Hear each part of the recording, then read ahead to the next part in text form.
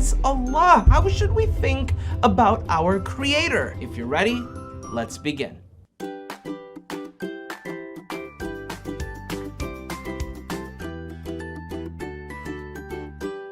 No! The home of my dreams has been destroyed. Let me explain. Long ago, there lived two men who both had a unique opportunity. They had the ability to build the home of their dreams. Now, seriously, think about this. The home of your dreams would have everything that you wanted it. It would have a room that is just for breakfast. There would be a room just for your Legos and your magnet tiles. Perhaps there would be a room that is just for a pet kitten or maybe even a horse. These two men were given this opportunity, and Allahu Akbar, they were excited. Now the first man, he was so excited to think about the house that he would build that he didn't really care where it would be made. He found a beautiful river, and next to that beautiful river, there was a sandy beach, and he thought, this is where I would begin to build. He began putting in the wood planks, getting the various rooms, getting a water slide even, and creating a zoo next door. His friend, he found a mountain. Both of the homes looked identical. They were gorgeous. People who would walk by would say, Allahu Akbar, what a beautiful home! Such a home has never been seen. They were happy until it began to storm. The water started to come down and it started to rain like buckets. The wind began to howl and it was going at intense speeds, and the sky began to crack as lightning began to strike. Now the man who built his home on top of a mountain, he was cozy. No problem. Just a little bit of discomfort. But that man who built his home on the sand, something weird started to happen. The walls started to shake. The ground began to move. The roof began to fall. And his house began to crumble. By the end of the storm, there was nothing left. Now you might be wondering, Brother Amin, what in the world does this have to do with anything? Here is the deal. That person whose house fell, it broke because he built it on a weak foundation. He built his home on sand. Sand is not very strong at all. Here's the thing, my brother and sister. As each day passes, you are building your life. As each day passes, we're adding another brick to our life. And as each year passes, we add another level. And inshallah, that building of your life that we are developing is going to be gorgeous. There's not gonna be just one kitchen, maybe there'll be three. There won't just be a playroom, there'll be a room that's just for basketball. Perhaps there will be a zoo outside, but we have to make sure that it is built on a strong foundation. Because if that foundation is strong, then even when there are thunderstorms and even when there are tornadoes, you will be safe. But when we go through times of difficulty, everything can come tumbling down. The strongest foundation of our life is in our faith. And that is what we are going to be talking about today. Now, I want to start with a question. And it's actually not a small question. It's not even a medium-sized question. Dare I say, a big question! Who is Allah? Allah subhanahu wa ta'ala, you know, the Lord that we talk about all the time. who is Allah? How should we think about our Creator? That is a good question. In order to answer it, I gotta mosey on over to the library, or some like to say, La Biblioteca. Let's head on over. So I wanna start today by asking you a question. Where do you come from? Zunaira the unicorn Usman, also the orca, says, I am from Pakistan. Hi says I come from the USA. Zach and Zain Asser from New Hampshire say, I come from Iraq, USA. Okay, very good. Inas in Ohio says, I was born from Morocco. But you guys, I want you to think about this for a second. Is that actually where you're from? I mean, seriously, where did you come from? Now I'm getting some interesting things. Asia says that she came from Allah. Asia, where do you come from? I come from Allah. Whoa, whoa, whoa, whoa, whoa, whoa, whoa. Tell me more. What do you mean? I thought you probably came from your mom. Didn't you come from your mom? No, I did, but Allah sent me to my mom. Then I came to this world. But I was in Jannah first. Allahu Akbar. Lots of times when we think about where we come from, we might think, well, I came from my mom. It's like, well, where did my mom come from? Well, my mom came from her mom. Where did her mom come from? Well, her mom came from her mom. And where did her mom's mom come from? Well, her mom's mom came from her mom. And then her mom's mom's mom came from her mom. And that goes on and on and on and on until we get to where? Adam and Hawa, Adam and Eve, right? And where did they came from? They came from Allah subhanahu wa ta'ala. And of course, all of us, our body, we have a body and our soul comes from Allah. That is why, my dear Asia, we say, Inna lillahi wa inna ilayhi raji'un. Have you ever heard that before?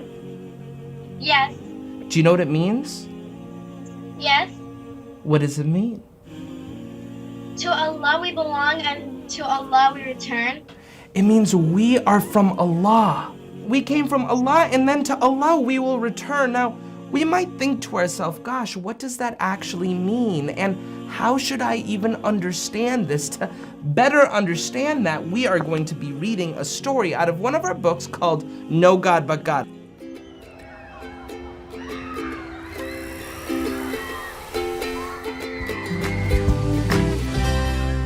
This story is out of the book called No God But God. Now, every one of our books has two stories. I'm gonna be reading one story called The Birdseed Burglar. If you're with me, let's say Bismillahir Rahmanir Rahim. Mom and Jafar find Shireen building something at the workbench. What's going on here, Shireen says. Mom, I'm building a bird feeder. I saw some birds making nests in the backyard. I want to make sure that they have plenty of food, says Shireen with her safety goggles on. MashaAllah, that is a lovely idea, says Mom. By late afternoon, Shireen and Jafar finish setting up the bird feeder in the backyard. The birdies will love this, says Jafar. I can't wait to see all the birds here in the morning, she thinks to herself. The next morning, Shireen runs out to the bird feeder. Whoa! Whoa! What happened here? Allahu Akbar, look at this! The bird feeder's been destroyed! Jafar joined Shireen. Did the birds come? You did this, didn't you? Says Shireen. Do I look like a bird to you? Hey, Dad mowed the lawn yesterday. Do you think Dad accidentally did it? Says Shireen. Dad, did you knock over the bird feeder when you mowed the lawn? No. Wow. Ethan was playing soccer yesterday evening. Maybe he saw something. Aha! He could have hit it with his ball. Let's go ask him, asks Shireen. Ethan! You broke our bird feeder and now you gotta pay! What are you talking about, says Ethan. Don't act so surprised, Ethan. We know it was you. I promise I didn't do anything, says Ethan. Mom asks, did you figure out who did it? Shireen replies, I don't think anyone did it. Yeah, It just happened all by itself. Mom takes a seat. Everything has a cause. Smoke can only happen if there's a fire first. Allah subhanahu wa ta'ala set everything in motion, creating the universe. Nothing just happens without a cause. Assalamu alaikum, Yahya and Yusuf from Alberta, Canada. Wa alaikum assalam. Alaikum assalam. Yahya, what do you think? This bird feeder. Do you think the bird feeder could have just broken by itself, or do you think there must be a reason? There must be a reason, because if the bird seeds are gone and the bird feeder is broken, then that must mean, like they're saying, it must not have happened all by itself. Or it could be a bird decides to eat on them. So maybe the bird was just so big, the bird came and just broke it down and just, was too excited. Yahya and Yusuf from Alberta, you guys did so awesome. You guys, let's give them a big Noor Kids round of applause. Big Noor Kids round of applause. You guys, oh my goodness. All right, let's continue. Let's fix the bird feeder and catch whoever knocked it over. That night from the window, Jafar spots 2 raccoons in the backyard. Look, Shireen, raccoons!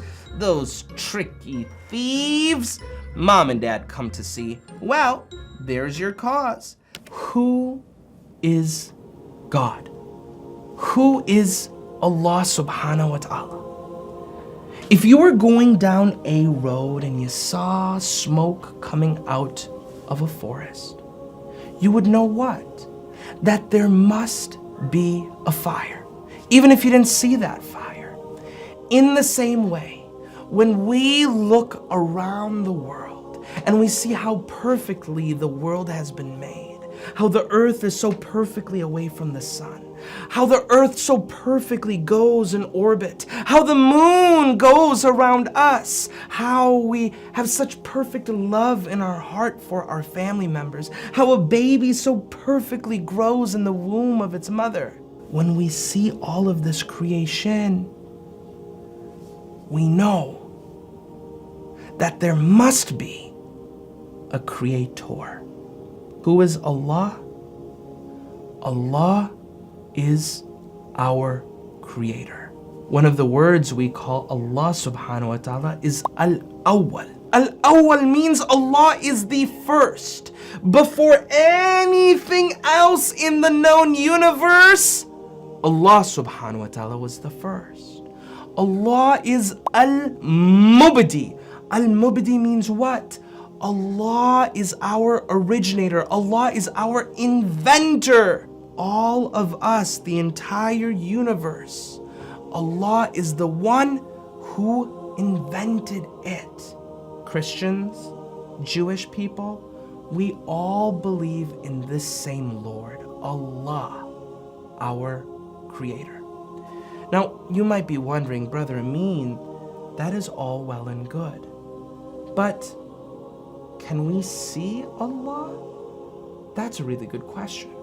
In order for me to answer that one, I gotta mosey on over to the laboratory.